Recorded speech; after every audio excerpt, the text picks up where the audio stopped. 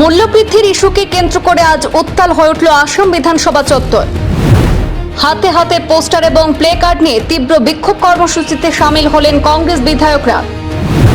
বিধানসভার বাইরে উত্তেজনার পরিস্থিতি সৃষ্টি হয় বিরোধী শিবিরে প্রতিবাদ ঘিরে। রাজ্যপালের ভাষণের সময় উত্তপ্ত হয়ে ওঠে পরিস্থিতি। সদন ত্যাগ করেন কংগ্রেস বিধায়করা সহ রাইজোর দলের দুই বিধায়ক। অস্বাভাবিক মূল্যবৃদ্ধিতে সাধারণ মানুষ আজ দিশেহারা। এই অভিযোগ তুলে সরকারের বিরুদ্ধে সরব হয়েছেন কংগ্রেস বিধায়করা। জোরালো স্লোগানে মুখরিত হয়ে ওঠে পুরো বিধানসভা চত্বর। প্রতিবাদী বিধায়কদের হাতে দেখা যায় মূল্যবৃদ্ধি বিরোধী বিভিন্ন বার্তা সম্বলিত প্লে কার্ড। 4 দিনব্যাপী অনুষ্ঠিত হচ্ছে ষোড়শ আসাম বিধানসভার অধিবেশন। 21 মে 2026 বৃহস্পতিবার থেকে শুরু হয় অধিবেশনের আজ দ্বিতীয় দিন। আজ শুক্রবার সকাল 9:35 জাতীয় গান বন্দে মাতরম পরিবেশনের মাধ্যমে অধিবেশন শুরু হয়। এরপর রাজ্যপাল লক্ষ্মণ প্রসাদ আচার্যর ভাষণের মাধ্যমে আনুষ্ঠানিকভাবে অধিবেশনের সূচনা হয়।